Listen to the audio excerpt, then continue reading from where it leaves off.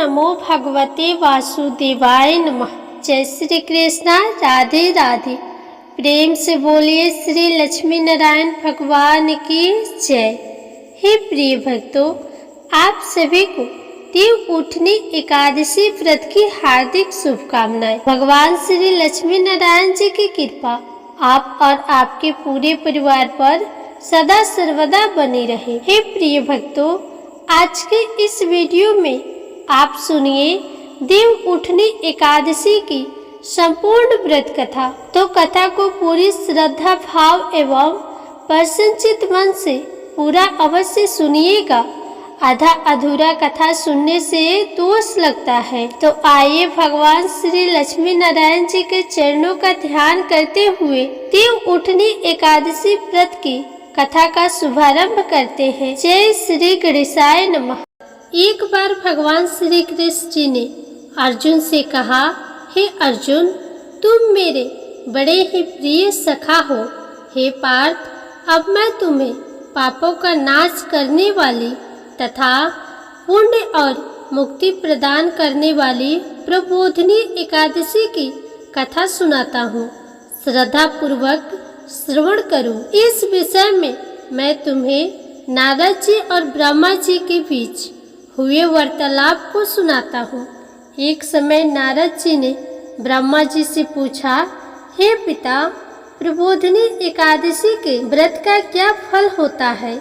आप कृपा कर मुझे ये सब विधान पूर्वक बताइए। ब्रह्मा जी ने कहा, हे पुत्र, कार्तिक माह के शुक्ल पक्ष की प्रबोधिनी एकादशी का व्रत 1 सहस्त्र अश्वमेध यज्ञ तथा 100 राजस्व यज्ञ के बराबर होता है। पौराणिक कथा के अनुसार एक समय की बात है, एक नगर था जिसके सभी निवासी एकादशी का व्रत विधि विधान से करते थे। उस दिन किसी भी व्यक्ति पशु पक्षी आदि को अन्न नहीं देते थे।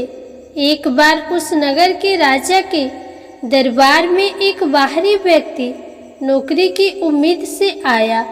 तब राजा ने कहा कि नौकरी तो मिल जाएगी, लेकिन शर्त यह है कि हर माह में 2 दिन एकादशी व्रत पर अन्न नहीं मिलता है। उस व्यक्ति ने राजा की शर्त स्वीकार कर ली। अगले महीने में एकादशी का व्रत आया। उस दिन उसे अन्न नहीं दिया गया। व्रत के लिए उसे केवल फलाहार मिला। यह देखकर वह चिंतित हो गया। वह राज्य दरबार में पहुंचा और राजा से कहा कि फल खाकर उसका पेट नहीं भरा है, उसकी मौत हो जाएगी। उसने अन्न दिलाने की प्रार्थना की। तब राजा ने कहा कि तुम्हें पहले ही नौकरी की यह शर्त बता दी गई थी कि एकादशी को अन्न नहीं मिलेगा, लेकिन उस व्यक्ति ने फिर अन्न दिलाने की निवेदन किया। उसकी स्थिति को समझकर राजा ने उसे अन्न देने का आदेश दे दिया। मंत्री ने उसे दाल चावल और आटा दिलाया। उसने नदी तट के पास जाकर स्नान किया और उसके बाद भोजन बनाने लगा। खाना बनने पर उसने भगवान से कहा कि भोजन तैयार है, सबसे पहले आप खाना खा लें। इतना सुनकर भगवान विष्णु प्रकट हुए। उसने अपने प्रभु के लिए भोजन निकाला तो वे खाना खाने लगे। फिर उस व्यक्ति ने भी खाना खाया। उसके बाद भगवान विष्णु वैकुंठ लौट आए और वह व्यक्ति अपने काम पर चला गया। फिर अगली एकादशी पर उसने राजा से 2 गुना अन्न देने का निवेदन किया। उसने कहा कि पिछली बार वह भूखा रह गया था क्योंकि उसके प्रभु ने भी भोजन किया था। यह बात सुनकर राजा आश्चर्य में पड़ गया। उसने कहा कि तुम पर विश्वास नहीं है कि तुम्हारे साथ भगवान भी भोजन करते हैं। इस पर उस व्यक्ति ने कहा कि आप स्वयं चलकर देख सकते हैं कि क्या सच है। एकादशी के दिन उसे 2 गुना अन्न दिया गया।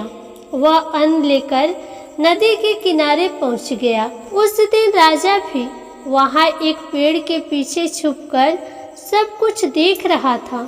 उस व्यक्ति ने सबसे पहले नदी में स्नान किया, फिर खाना बनाया और भगवान से कहा कि भोजन तैयार है, आप भोजन ग्रहण कर लें। तब भगवान विष्णु नहीं आए।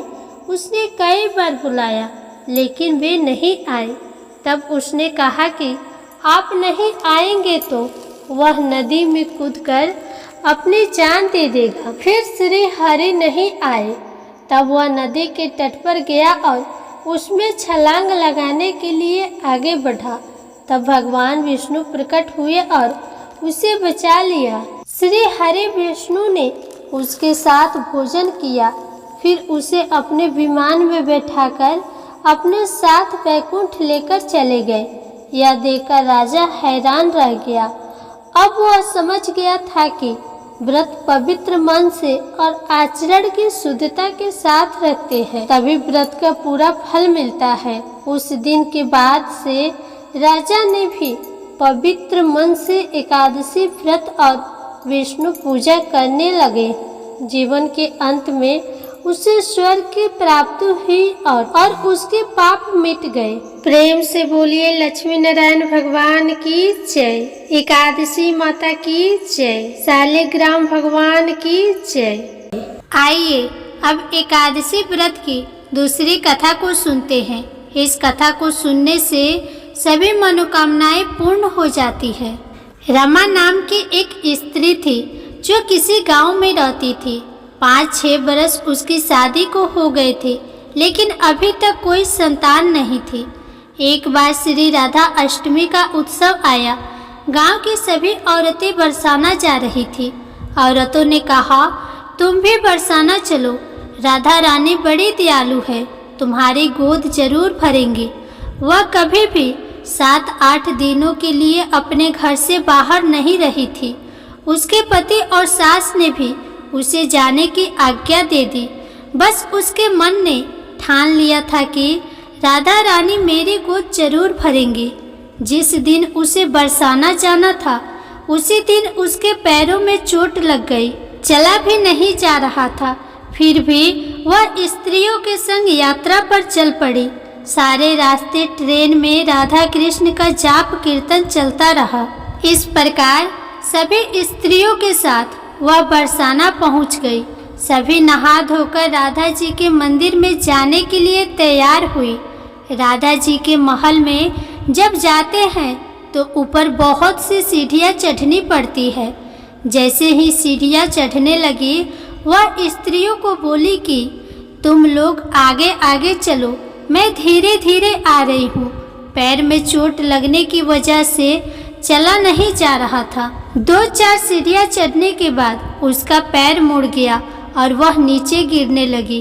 तभी एक 7-8 साल की कन्या ने उसका हाथ पकड़ लिया। रमा बोली, बेटी, आज अगर तुम ना होती तो मैं नीचे गिर गई होती। वह कन्या बोली, मैया, ऐसे कैसे गिर जाने देती मैं तुम्हें। रमा ने पूछा, बेटी, तुम्हारा क्या नाम है। वह बोली, लाडो नाम है मेरा, यहीं पास में रहती हूँ। वे दोनों सीढ़ियों पर बैठ गए। लाडो कहने लगी, मैया, मेरे लिए क्या लाई हो।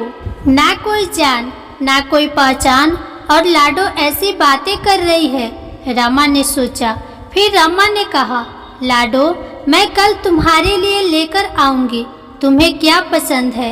लाडो बोलती है, मुझे नथ, गले का हार, कान के कुंडल, चूड़ियाँ, मेहंदी, घाघरा चोली, यह सब पसंद है, कुछ भी ले आना। इतना कहकर वह भाग गई। जैसे तैसे रमा भी मंदिर के दर्शन करके लौट आई। वापिस जाकर उस कन्या के बारे में सोचने लगी और बाजार जाकर उसने गले का हार और चूड़ियाँ उसके लिए खरीदी। अगले दिन वहीं जहाँ मिले थे, वह लाडो उसका इंतजार करती मिली। चूड़ियाँ और गले का हार जैसे उसे दिया, वह बोली, बस इतनी सी ही, और चीजें नहीं लाई, और वह मुंह फुलाकर बैठ गई। तब रमा बोली, अभी मैं 8 दिनों के लिए यहीं हूँ, रोज तुम्हारे लिए कुछ न कुछ लाया करूँगी। यह सुनकर लाडो उसकी गोद में बैठ गई और गले से लग गई। रामा तो रोने लगी, उसे जैसे एक संतान मिल गई हो। खूब प्यार से उसके सिर पे हाथ फेरा। ऐसे ही वह फिर चली गई। रामा ने मंदिर से आकर घाघरा और चोली उसके लिए बनवाए। रोज कुछ न कुछ उसे देती। एक दिन रामा कहती है, यह सारी चीज़ें मुझे पहनकर भी तो दिखाओ, कैसी लगती हो। लाडो बोली, कल राधा अष्टमी है, कल पहनूंगी। इस बार लाडो के साथ एक लड़का भी था। उसे देखकर रामा ने कहा, आज पता नहीं मेरे मन में क्या आया, मैंने एक धोती और एक मुकुट मोर वाला लिया है, क्या मैं इसे दे दूं? लाडो बोली, यह कनुआ है, मेरे साथ ही रहता है, हाँ तुम इसे दे दो। ऐसा कहकर वह दोनों सामान लेकर चले गए। अगले दिन राधा अष्टमी थी। जब रामा सीढ़ियों पर आई, वहाँ उसे आज कोई नहीं मिला। बहुत इंतजार के बाद जब वह मंदिर में पहुँची, वहाँ बहुत भीड़ था। वहाँ नृत्य और कीर्तन हो रहा था। इसी तरह भीड़ को चीरती हुई वह आगे पहुँची और राधा जी और ठाकुर जी को देखा। वही सामान सब जो वह लाई थी उन्होंने धारण किया हुआ था। वह पत्थर सी हो गई, आंखों में आंसू बहने लगे। बात समझते देर न लगी कि वह लाडो राधा रानी और कन्वा श्री कृष्ण जी हैं। स्वयं जगत के पालनहार उसके पास आते हैं। राधा जी उसकी गोद में बैठती है और उसे मात्र सुख प्रदान करती है। वह तो जैसे बावरी हो गई, दिन रात लाडो लाडो कहती रहती, पुकारती रहती। वह स्त्रियों से बोली, तुम लोग घर जाओ, मैं नहीं जाऊंगी। उसके सास और पति भी उसे लेने आए, पर वह साथ नहीं गई। अब तो वह प्रतिदिन सीढ़ियों पर बैठे बैठे आंसुओं से सीढ़ियाँ धोती, पलकों से बुहारती। ऐसा करते करते उसे 30 बरस हो गए। एक दिन एक बालिका उसका हाथ पकड़कर ऊपर अट्टालिका में ले गई। वहाँ जाकर बोलती है, आ गई तेरी लाडो। ऐसा कहकर बाहें फैलाकर रामा को बुलाने लगी और अपने गले लगा लिया। उस दिन रामा ऐसे गले लगी कि इस पार्थिव शरीर को छोड़कर सदा के लिए अपने लाडो के पास चली गई। प्रेम से बोलिए राधा रानी की जय, बरसाने वाली की जय। आइए अब बड़े प्रेम से एकादशी माता और तुलसी माता की कथा को सुनते हैं। इन कथाओं को सुनने से ही एकादशी का व्रत पूर्ण माना जाता है। एक बूढ़ी माँ ने एक बार एकादशी का व्रत रखा। बड़ा ही भक्ति भाव से पूजा अर्चना की। उन्हें वृद्धा अवस्था में क्या बाधा थी, वे तो अपने पुत्र पौत्रों की सुख सुविधा के लिए व्रत रखने लगी थी। वे दिन भर तो जरा कठोर मन करके अपनी प्यास को रोके रही। दिन में पूजा पाठ किया, कथा सुनी और पंडित जी को मिट्टी के पात्र में भरकर पानी और ऋतुफल दान में दिए। दोना भर भर के बूढ़ा शक्कर वितरण किया। उन्हें गर्मी के कारण बहुत बेचैनी हो रही थी। इस कारण से बड़ी देर तक पानी में पड़ी रही और पानी की कुल्ला करती रही, अपना मुंह धोती रही। तब कहीं थोड़ा बहुत धैर्य बंध पाया। धूप तो बहुत तेज पड़ रही थी, इस कारण बार बार उनका मुंह सूख रहा था। बूढ़ी माँ बहुत बेचैन हो रही थी। एक तरफ बुढ़ापा और दूसरा यह भयंकर गर्मी। वृद्धा अवस्था की स्थिति तो कुछ दूसरी ही प्रकार की होती है। जैसे जैसे रो धो के दिन कट पाया। अब पहाड़ सी रात सामने थी, उसका कटना बड़ा ही कठिन दिखाई दे रहा था। खटिया पर पड़े शांति नहीं मिल रही थी। वे बार बार करवट बदल रही थी। अनेक बार वे बाहर जाती और भीतर आती, उन्हें घर के अंदर शांति नहीं थी।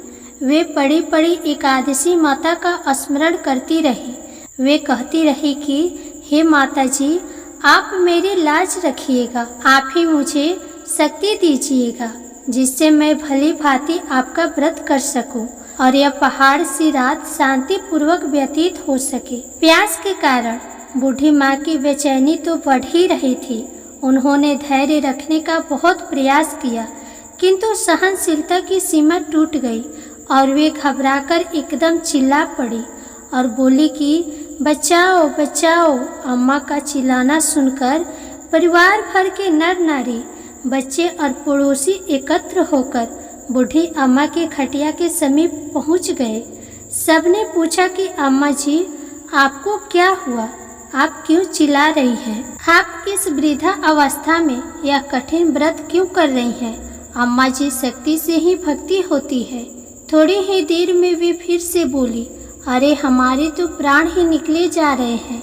मेरी छाती पर ठंडे पानी का घड़ा रख दीजिए। नातियों ने दादी की छाती पर ठंडे पानी का पात्र रख दिया। तब कहीं उन्हें थोड़ा बहुत आराम मिला और थोड़ी देर के लिए उन्होंने अपनी आंखें बंद कर ली। एकादशी माता ने सोचा कि यह बूढ़ी अम्मा है तो बहुत कठोर, जरा जाकर उसकी परीक्षा लेनी चाहिए। वे आधी रात को मुर्गा बनकर टेर लगाने लगी। मुर्गा की आवाज़ सुनकर बूढ़ी अम्मा जल्दी से उठी और बाहर जाकर आसमान की ओर देखा, किंतु आसमान में कहीं उन्हें प्रातःकालीन तारा दिखाई नहीं दिया। तो वे सोचने लगी कि यह मुर्गा क्यों और कैसे भूल गया। उन्हें प्यास तो लग ही रही थी। थोड़ा बहुत उनका मन विचलित होने लगा, किंतु उन्होंने दृढ़ निश्चय किया कि मैं अब व्रत को पूर्ण करके ही छोड़ूंगी, चाहे भले ही मेरे प्राण निकल जाए। यह सोचकर फिर वे खटिया पर शिथिल होकर लेट गई। थोड़ी ही देर में एकादशी माता ने उनकी फिर से परीक्षा लेनी चाहिए। एक छोटी सी बालिका एक गिलास में शरबत लेकर उनके सिरहाने खड़ी हो गई और जोर से बोली, दादी जी, सवेरा हो गया है, आप हाथ मुंह धोकर शरबत पी लीजिए। पहले तो शरबत का गिलास देखकर उनका मन ललच गया, किंतु अचानक व्रत का स्मरण हो आया और उन्होंने सोचा कि मैं किसी भी प्रकार से अभी शरबत नहीं पी सकती हूँ, और वे शांति पूर्वक अपनी खटिया पर लेट गई। फिर थोड़ी ही देर में उन्हें ऐसा लगा कि जैसे किसी ने उन्हें पानी के कुएं में पटक दिया हो। वे बड़ी देर तक उस कुएं में हाथ पांव चलाती रही, किंतु उन्होंने अपने मुंह में पानी की एक बूंद भी नहीं जाने दी और वे दृढ़ता पूर्वक अपना व्रत पालन करती रही। थोड़ी ही देर में न जाने कहां से सामने आग जलने लगी, जिससे भारी गर्मी बढ़ने लगी। प्यास के कारण प्राण निकलने लगे, किंतु बूढ़ी अम्मा का कुछ भी नहीं बिगाड़ पाया। वे जहाँ के तहाँ मुस्कुराती हुई सी बैठी रही और थोड़ी ही देर में बाहर प्रकाश दिखाई देने लगा। ऐसा लगा कि जैसे सवेरा हो गया हो। बूढ़ी अम्मा ने जब बाहर निकलकर देखा तो वे समझ गई कि अभी सवेरा होने में 3-4 घंटे की देरी है। यह जानकर वे शांतिपूर्वक इधर उधर घूमने लगी। एकादशी माता यह बात अच्छी तरह से समझ गई कि यह बूढ़ी अम्मा किसी भी प्रकार से अपने व्रत से नहीं टल सकती है। वे उनके सत्य व्रत को अच्छी तरह से समझ गई। सवेरा होते ही बूढ़ी अम्मा ने स्नान किया, पूजा पाठ किया, एकादशी माता की कथा सुनी, ब्राह्मणों को दक्षिणा देकर भोजन कराया। तब कहीं उन्होंने जल ग्रहण किया। कन्याओं को भोजन कराने के बाद अम्मा ने स्वयं भोजन किया। उस श्रेष्ठ व्रत के प्रताप से बूढ़ी अम्मा की आयु में वृद्धि हो गई। उनका घर परिवार हरा भरा हो गया। घर में अब उनके कोई अभाव न रहा। वे हर तरह से सुख साधनों से संपन्न हो गए। नात नतनी से उनका घर भर गया और वे उसी दिन से 12 महीनों का एकादशी का व्रत करने लगी। एकादशी माता के व्रत के प्रताप से इस संसार में हर प्रकार के सुख भोग कर वे अंत में बैकुंठ धाम को चली गई। जैसे एकादशी माता ने बुढ़िया माता और उनके परिवार को हरा भरा किया, वैसे ही एकादशी माता हम सभी की मनोकामनाओं को पूर्ण करे। प्रेम से बोलिए एकादशी माता की जय। अब बड़े ही प्रेम से तुलसी माता की कथा को सुनते हैं। इन कथाओं को सुनने से ही एकादशी का व्रत पूर्ण माना जाता है।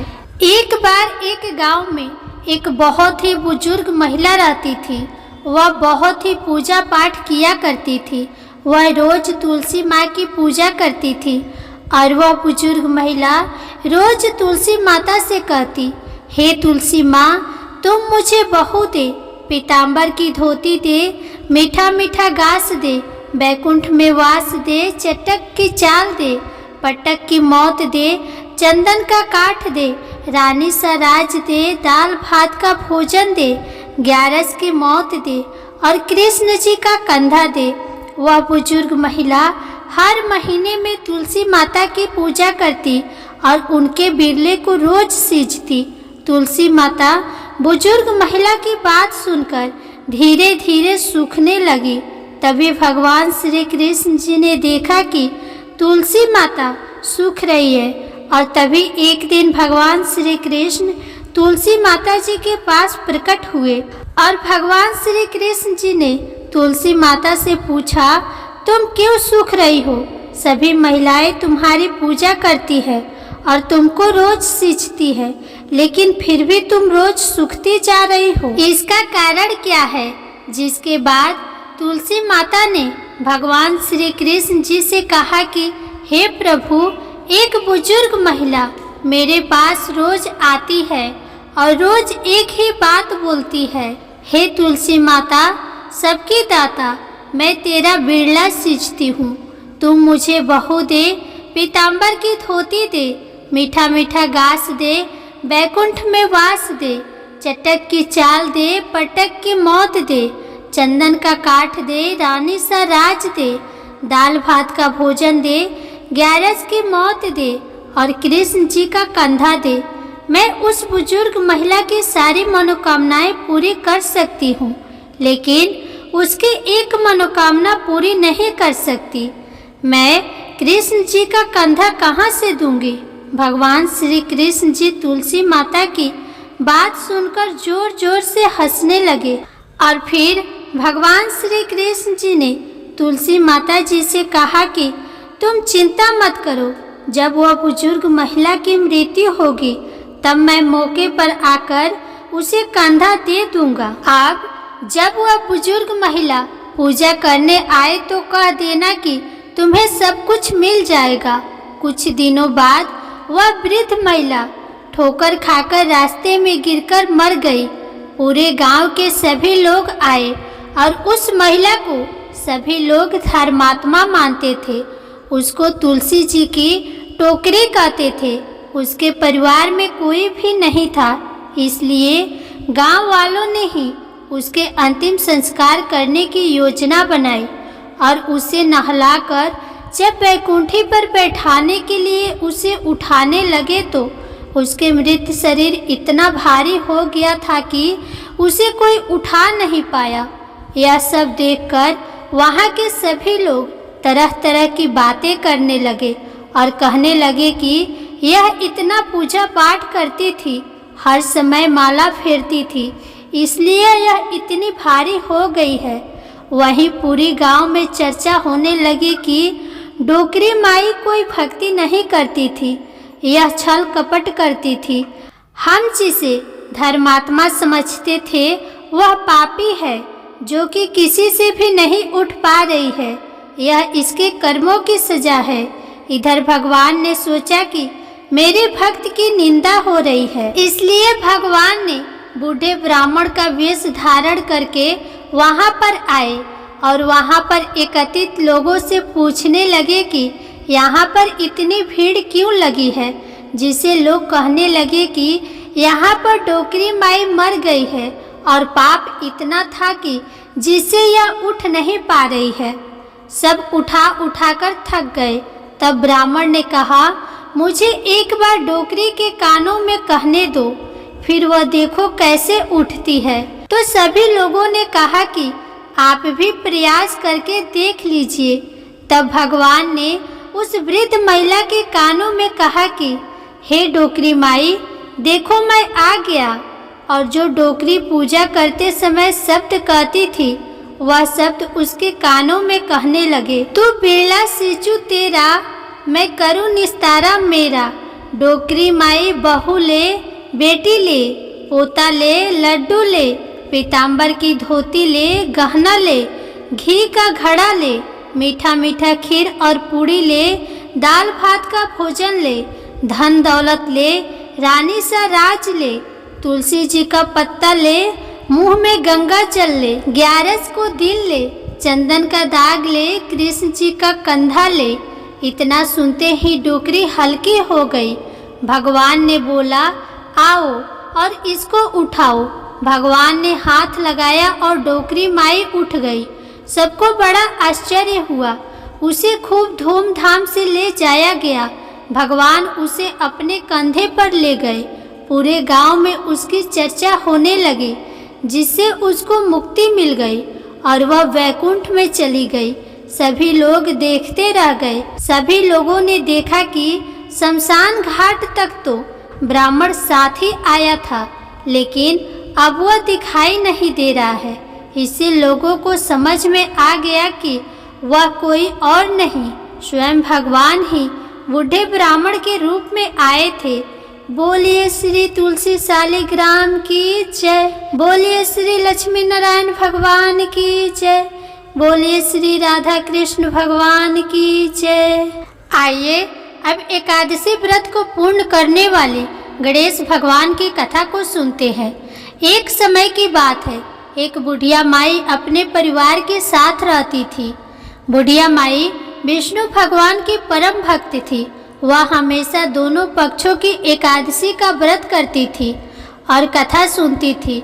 उन्होंने कभी भी व्रत में गणेश भगवान की कथा न कही न सुनी, जिस कारण उनका व्रत अधूरा रह गया। परंतु बुढ़िया माई इस बात से अनजान थी।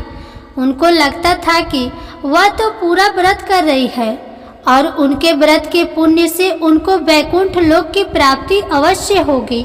देखते ही देखते बुढ़िया माई की मृत्यु हो गई। उन्हें लेने यमलोक के दूत आए।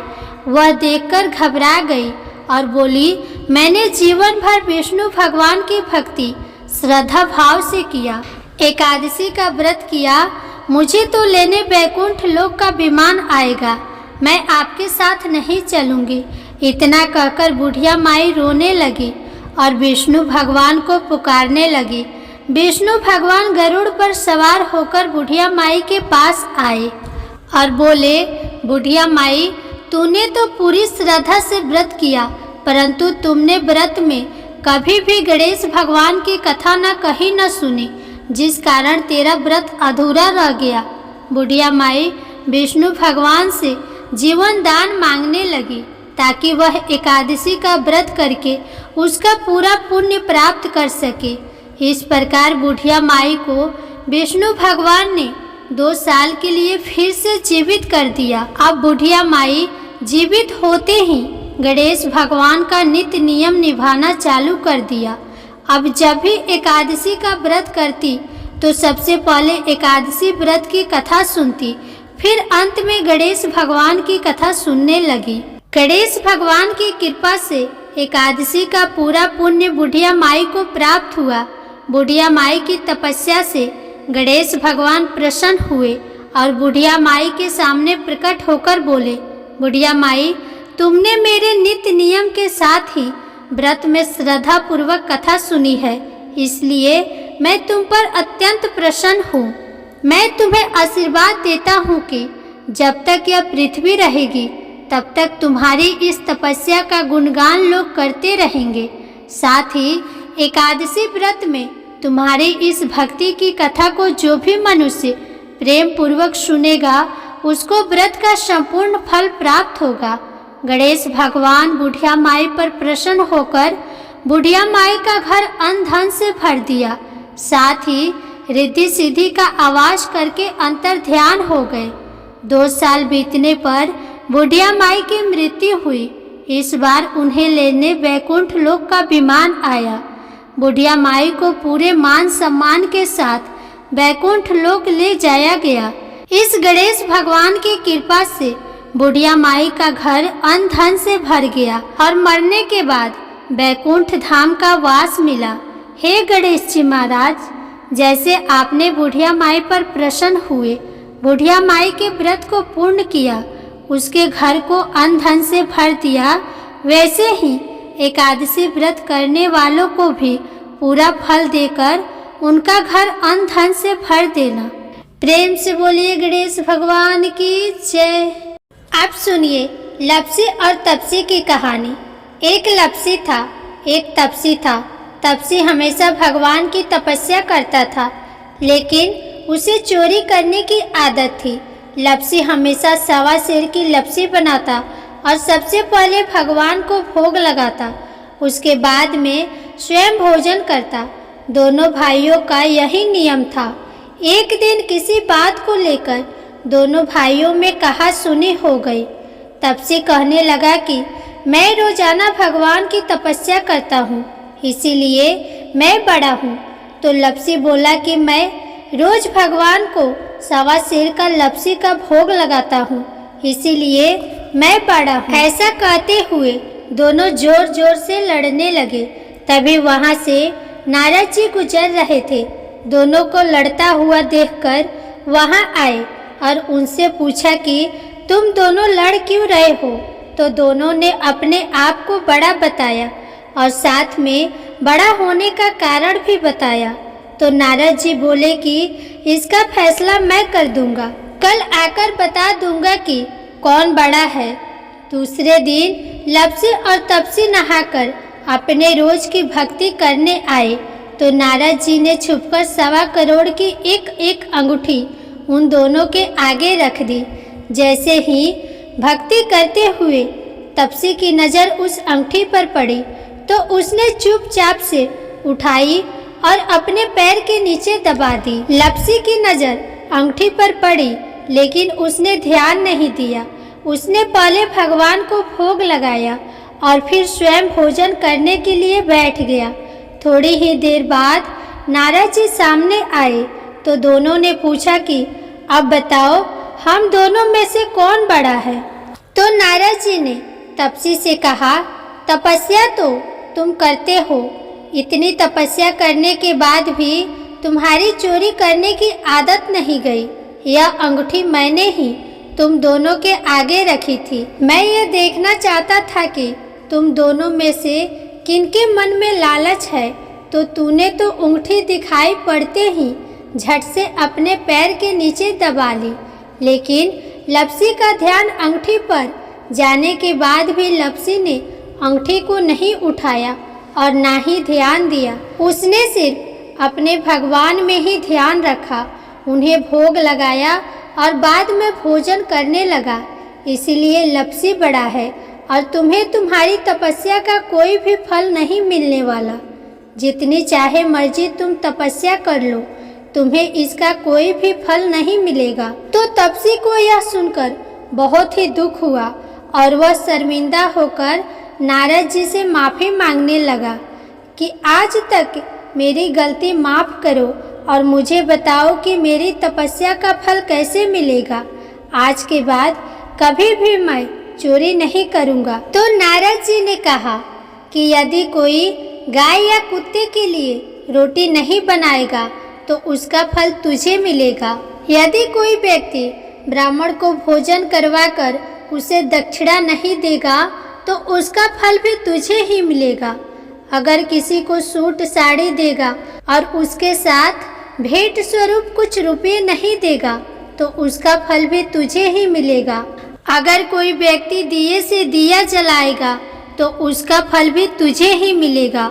अगर कोई औरत आंगन लिपकर चौका नहीं लिपेगी तो उसका फल भी तुझे ही मिलेगा।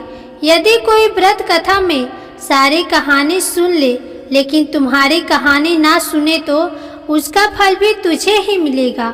उसी दिन से हर व्रत कथा और कहानी के साथ लप्सी तपसी की कहानी कही और सुनी जाती है। प्रेम से बोलिए भगवान श्री लक्ष्मी नारायण की जय, तुलसी माता की जय, एकादशी माता की जय, भगवान गणेश की जय। अब आप सुनिए एकादशी माता की आरती। ओम जय एकादश जय एकादश जय एकादशी माता, विष्णु पूजा व्रत को धारण कर शक्ति मुक्ति पाता। ओम जय एकादशी जय एकादशी जय एकादशी माता। विष्णु पूजा व्रत को धारण कर शक्ति मुक्ति पाता। तेरे नाम गिनाऊं देवी भक्ति प्रदान करनी। गढ़ गौरव की देनी माता शास्त्रों में वर्णी। ओम जय एकादशी माता। विष्णु पूजा व्रत को धारण कर शक्ति मुक्ति पाता। मार्गशीर्ष के कृष्ण पक्ष की उत्पन्ना विश्व तारिणी जन्मी। शुक्ल पक्ष में हुई मोक्षदा मुक्तिदाता बन आई। ओम जय एकादशी माता। विष्णु पूजा व्रत को धारण कर शक्ति मुक्ति पाता। पौष के कृष्ण पक्ष की सफला नामक है। शुक्ल पक्ष में होए पुत्रदा आनंद अधिक रहे। ओम जय एकादशी माता। विष्णु पूजा व्रत को धारण कर शक्ति मुक्ति पाता। नाम सटतीला माघ मास में कृष्ण पक्ष आवे।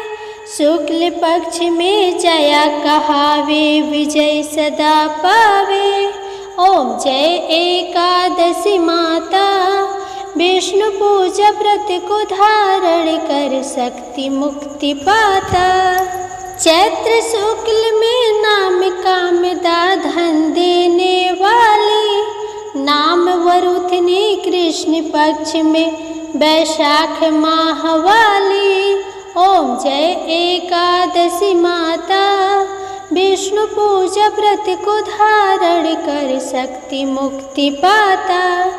शुक्ल पक्ष में होए मोहिनी अपरा ज्येष्ठ कृष्ण पक्षी। नाम निर्जला सब सुख करनी शुक्ल पक्ष रखी। ओम जय एकादशी माता। विष्णु पूजा व्रत को धारण कर शक्ति मुक्ति पाता। जोगिनी नाम आषाढ़ में जानो कृष्ण पक्ष करनी। देव शैनी नाम कहायो शुक्ल पक्ष धरनी। ओम जय एकादशी माता। विष्णु पूजा व्रत को धारण कर शक्ति मुक्ति पाता। कामिका श्रावण मास में आवे कृष्ण पक्ष कहिए। श्रावण शुक्ल होए पवित्र आनंद से रहिए। ओम जय एकादशी माता। विष्णु पूजा व्रत को धारण कर शक्ति मुक्ति पाता। अजा भाद्रपद कृष्ण पक्ष की परिवर्तिनी शुक्ला। इंद्र आश्विन कृष्ण पक्ष में व्रत से भवसागर निकला। ओम जय एकादशी एकादशी माता। विष्णु पूजा व्रत को धारण कर शक्ति मुक्ति पाता। पाप कौन सा है शुक्ल पक्ष में आप हरनहारी। रमा मास कार्तिक में आवे सुखदायक भारी। ओम जय एकादशी माता। विष्णु पूजा व्रत को धारण कर शक्ति मुक्ति पाता। देव उठाने शुक्ल पक्ष की दुख नाशक मैया। पावन मास में करो विनती पार करो नैया। ओम जय एकादशी माता। विष्णु पूजा व्रत को धारण कर शक्ति मुक्ति पाता। परमा कृष्ण पक्ष में होती जन मंगल करनी।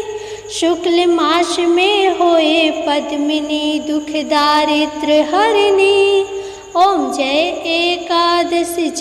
एकादशी माता। विष्णु पूजा व्रत को धारण कर शक्ति मुक्ति पाता। जो कोई आरती एकादशी की भक्ति सहित गावे। जन गुरु दीता स्वर्ग का वासा निश्चय वह पावे। ओम जय एकादशी जय एकादशी जय एकादशी माता। विष्णु पूजा व्रत को धारण कर शक्ति मुक्ति पाता। जय एकादशी माता। क्यारस माता की जय।